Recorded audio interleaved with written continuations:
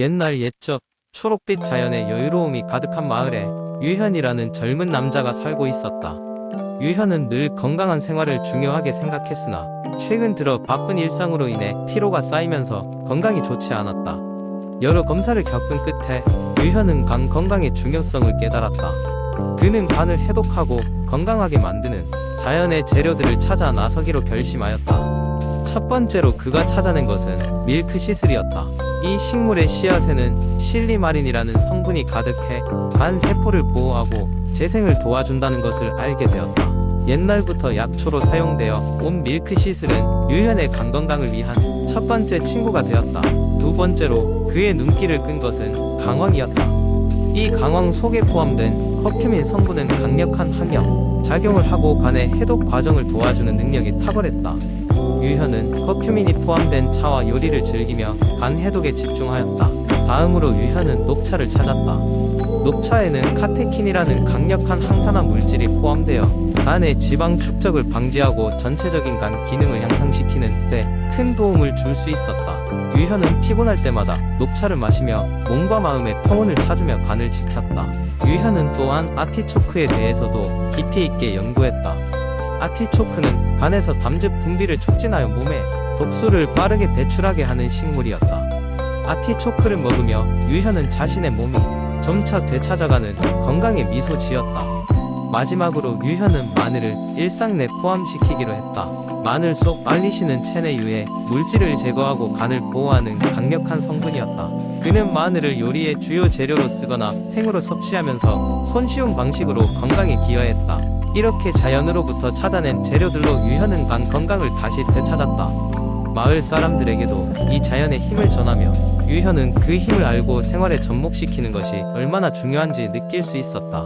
간 해독은 그저 약물에 의존하는 것이 아니라 자연에서 그 해답을 찾을 수 있음을 깨달았던 것이다. 시간이 흘러 유현의 이야기는 마을 사람들에게 자연 속 재료의 중요성을 알려주는 귀중한 교훈이 되었다. 이렇듯 유현의 체험담은 우리가 간을 사랑하고 돌보는 방법에 대해 다시 한번 생각하게 만든다. 자연은 늘 우리 곁에 있으며 그 속에서 우리의 건강을 지킬 힘이 숨어 있기에 우리가 애써 찾아내고 소중히 여길 때 보다 건강하고 행복한 삶을 누릴 수 있다는 믿음이 유현을 비롯한 많은 사람들을 미소짓게 했다. 두 번째 이야기. 옛날 옛적 복잡하고 언제나 바쁜 도시에 사는 한 여성이 있었다. 그녀의 이름은 수지였고 항상 일과 일상 속에서 쫓기는 삶을 살고 있었다. 어느 날 너무나도 지쳐버린 그녀는 자신만의 평온을 찾기 위해 결심했다. 수지는 인터넷에서 간단한 요가 동작이 마음의 안정과 평화에 도움이 될 수 있다는 기사를 읽었다. 그렇게 그녀는 요가를 통해 자신만의 공간과 시간을 만들기로 결정했다. 처음에는 요가 매트를 깔고 단순한 호흡 연습과 스트레칭으로 시작했다. 산자세와 같은 기본적인 동작으로 그녀는 자신의 숨소리와 움직임에 집중하기 시작했다. 매일 아침 수지는 일어날 때마다 창문을 통해 들어오는 부드러운 아침 햇살을 맞으며 요가 매트를 펼쳤다. 그리고 나서는 천천히 몸을 펴고 깊은 숨을 들이마시며 마음을 안정시켰다. 그녀는 처음엔 짧은 시간만 했지만 점차 시간이 지나면서 좀 더 다양한 요가 동작을 시도해 보았다. 그 중에서도 그녀의 마음을 가장 평온하게 해준 동작은 나무 자세였다. 이 동작을 할 때면 그녀는 마치 튼튼하게 뿌리 내린 나무처럼 안정된 기분이 들었다. 나무 자세에서 자신이 땅에 뿌리를 내리고 있다는 상상을 하며 수지는 점점 더 평온한 마음을 가질 수 있었다. 하루는 수지가 요가를 하고 있을 때 그녀의 친구가 방문했다. 친구는 수지가 요가하는 모습을 보고는 관심을 갖기 시작했다. 수지는 자신의 경험을 나누며 요가가 어떻게 자신의 삶의 평화를 가져다 주었는지를 설명했다. 그 말을 들은 친구 또한 요가의 매력에 빠져 들어갔고 두 사람은 주말마다 함께 요가 수련을 하기로 했다. 이제 수지와 그녀의 친구들은 매주 요가를 하면서 더욱 깊은 우정을 쌓아갔다. 요가를 통해 평온한 마음과 건강한 몸을 유지하며 그들 서로에게 긍정적인 에너지를 줬다. 요가는 단순한 운동을 넘어서 삶의 변화를 가져다 주었고 그들에게 더 많은 것을 깨닫게 해주었다. 결국 수지는 요가를 시작한 것이야말로 헌신적이고 바쁜 생활 속에서 자신의 중심을 찾는데 얼마나 도움이 되었는지를 깨닫게 되었다. 그녀는 요가가 단지 몸의 유연성을 길러주거나 스트레스를 해소해주는 정도가 아닌 자신의 내면을 깊이 들여다보고 더욱 평온한 삶을 살 수 있는 길임을 알게 되었다. 그렇게 수지는 요가를 통해 자신의 마음속 평온을 유지하며 바쁜 일상 속에서도 여유를 가질 수 있었다. 그리고 이 이야기는 수지처럼 현대 사회의 많은 사람들에게 작은 영감이 되어 마음의 균형을 찾아가는 여정에 도움이 되었다. 세 번째 이야기, 정신건강 명상과 마음 챙김의 효과. 최근 몇 년간 정신건강에 대한 관심이 급증하면서 많은 이들이 명상과 마음 챙김을 통해 내면의 평화를 찾아가는 여정에 나서고 있다. 이러한 방법들은 스트레스와 불안을 줄이고 더 나아가 전반적인 삶의 질을 향상시키는데 큰 도움을 줄 수 있다.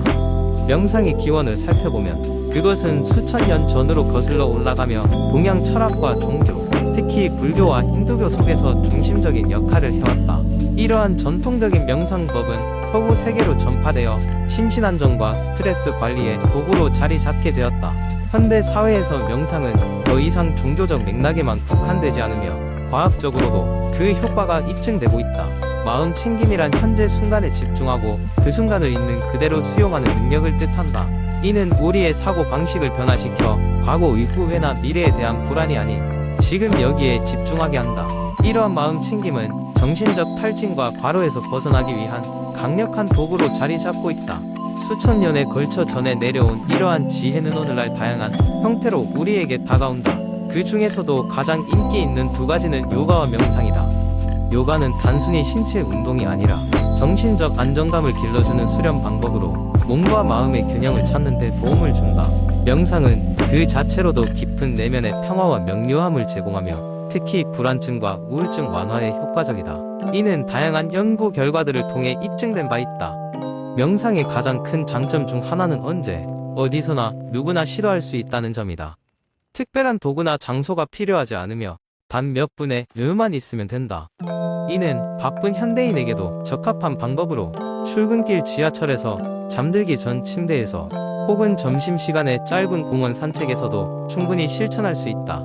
실제로 명상과 마음 챙김을 실천하는 사람들은 스트레스 반응이 감소하고 감정 조절이 향상되며 집중력이 높아진다는 보고가 많다. 이에 따라 많은 기업들이 회사 내 명상 프로그램을 도입하거나 직장 내 명상 공간을 마련하기도 한다. 또한 학교에서도 학생들의 스트레스 관리를 위해 명상 수업이나 마음 챙김 활동을 도입하는 사례가 늘고 있다. 마음 챙김과 명상은 개인의 삶뿐만 아니라 사회 전반에 긍정적인 변화를 가져다 줄 수 있다. 타인의 감정을 이해하고 공감하는 능력이 향상되며 나아가 공동체에 대한 책임감을 갖고 행동하게 된다. 이는 더 건강하고 지속 가능한 사회를 만드는데 크게 기여할 수 있다. 무엇보다 중요한 것은 명상과 마음 챙김은 단순히 문제 해결의 도구가 아니라 삶의 방식이라는 점이다. 이는 매 순간을 풍요롭게 만들고 자신을 깊이 이해하며 현명한 결정을 내릴 수 있도록 돕는다. 각각의 순간을 소중히 여기며 자신과 타인에 대한 사랑과 배려를 바탕으로 하는 삶은 언제나 가치 있다. 네 번째 이야기, 한때 나의 식탁은 고기와 생선으로 가득 찬 잔치였다. 고기 없이 한 끼라도 제대로 된 식사를 한 것 같지 않았고 친구들과 나눈 BBQ 파티는 늘 최고의 즐거움 중 하나였다. 그러나 어느 날 한 친구로부터 비건 라이프 스타일에 대한 이야기를 듣게 되었다. 그 친구는 항상 날씬하고 건강해 보였으며 특히 피부가 매끄럽고 빛나는 것이 인상적이었다. 무엇이 그를 이렇게 빛나게 만드는지 궁금해진 나는 최근 그의 비결이 비건 식단임을 알게 되었다. 처음에는 반신반의했다. 우리 인간은 고기를 먹어야 하는 존재 아니었나? 라는 생각으로 시작했으나 좀 더 알아보니 비건 식단이 건강에 줄 수 있는 이 점들이 생각보다 굉장했다. 먼저 혈압과 콜레스테롤 수치를 낮추는 데 도움이 된다는 것을 알게 되었다. 이는 심장병과 같은 심혈관계 질환의 위험을 줄이는 데 큰 역할을 한다고 했다.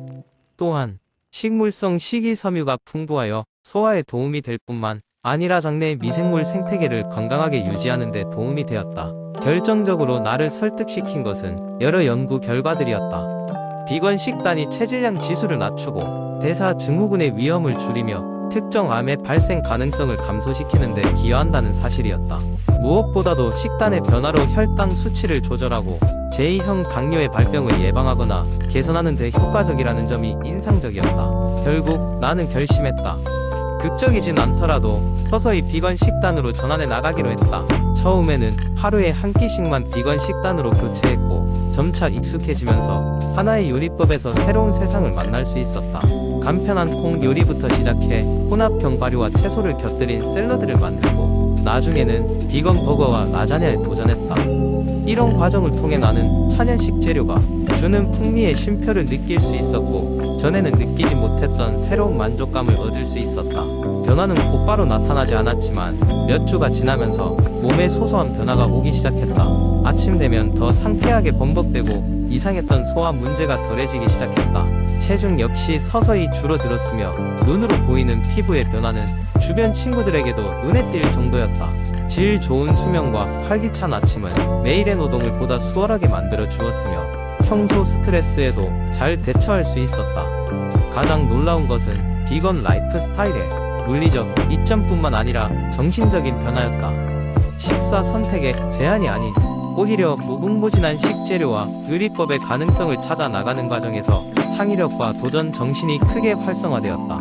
새로운 식재료를 탐구하고 요리법을 개발하는 과정에서 자신만의 스타일을 구축해 나가면서 매일의 식사는 더 이상 일상의 작은 부분이 아닌 커다란 기쁨이 되었다. 이제 나는 단순히 개인의 건강을 넘어 환경과 윤리적인 측면에서도 깊이 생각하고 실천하는 비건으로서의 여정을 이어가고 있다. 물론 비건 라이프 스타일이 모든 이에게 적합하지 않을 수도 있지만 하나는 확실했다. 나에게 있어 비건은 단순한 식단 이상의 의미를 가지게 되었다. 그것은 건강의 시작이자 삶을 풍요롭게 하는 매개의 하나였다.